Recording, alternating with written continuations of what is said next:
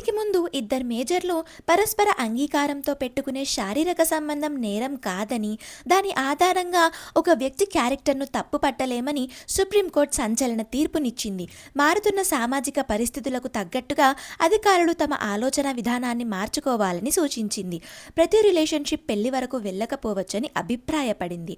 Police recruitment board తన character సరిగ్గా లేదంటూ కానిస్టేబుల్ ఉద్యోగాన్ని నిరాకరించడాన్ని తెలంగాణకు చెందిన తిరుపతి సుప్రీంకోర్టులో సవాల్ చేశాడు. ఈ పిటిషన్ను సోమవారం జస్టిస్ మనోజ్ మిశ్రా, జస్టిస్ మన్మోహన్లతో కూడిన ధర్మాసనం విచారించింది. ఈ మేరకు అభ్యర్థి ఎంపిక రద్దును కొట్టివేస్తూ బెంచ్ కీలక వ్యాఖ్యలు చేసింది. తిరుపతికి వెంటనే కానిస్టేబుల్ ఉద్యోగం ఇవ్వాలని హైకోర్టు సింగిల్ జడ్జి ఇచ్చిన తీర్పును సుప్రీంకోర్టు సమర్థించింది.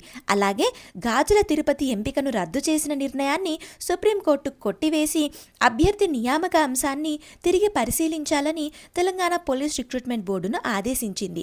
తిరుపతి అనే యువకుడు తెలంగాణ పోలీస్ కానిస్టేబుల్ ఉద్యోగానికి ఎంపికయ్యాడు. అయితే గతంలో అతనిపై ఒక క్రిమినల్ కేసు ఉండడంతో బోర్డు అతని ఉద్యోగాన్ని రద్దు చేసింది.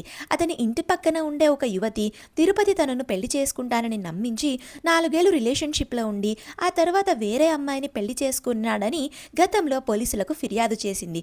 దీనిపై 2014లో కేసు నమోదైనప్పటికీ 2015లోనే లోక్ అదాలత్ ద్వారా ఇద్దరు రాజీ పడ్డారు. దాంతో ఆ కేసు ముగిసిపోయింది. ఉద్యోగానికి దరఖాస్తు చేసుకునేటప్పుడు తిరుపతి ఈ కేసు వివరాలను దాచకుండా ఫామ్లో నిజాయితీగా రాశాడని కోర్టు గుర్తించింది.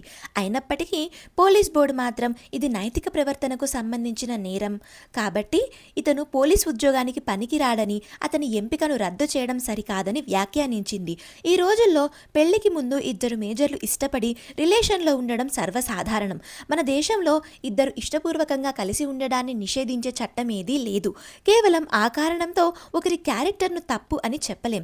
ప్రేమించుకున్న ప్రతి ఒక్కరూ పెళ్లి చేసుకుంటారనే గ్యారంటీ లేదు. కొన్ని కారణాల వల్ల బ్రేకప్ అయితే ఒకరు మరొకరిని మోసం చేశారని బ్లేమ్ చెయ్యలేం. ఇక్కడ అమ్మాయి కూడా ఎలాంటి బలవంతం లేదని, కేసు వెనక్కి తీసుకుంటున్నానని చెప్పినప్పుడు యువకుడిని తప్పుబట్టలేమని సుప్రీం ధర్మాసనం వెల్లడించింది. గతంలో గొడవలు, హింసకు సంబంధించిన కేసుల్లో రాజీ పడితే ఉద్యోగాలు నిరాకరించిన సందర్భాలు ఉన్నాయి. కానీ ఇది ఇద్దరు వ్యక్తుల వ్యక్తిగత విషయమని కోర్టు స్పష్టం చేసింది.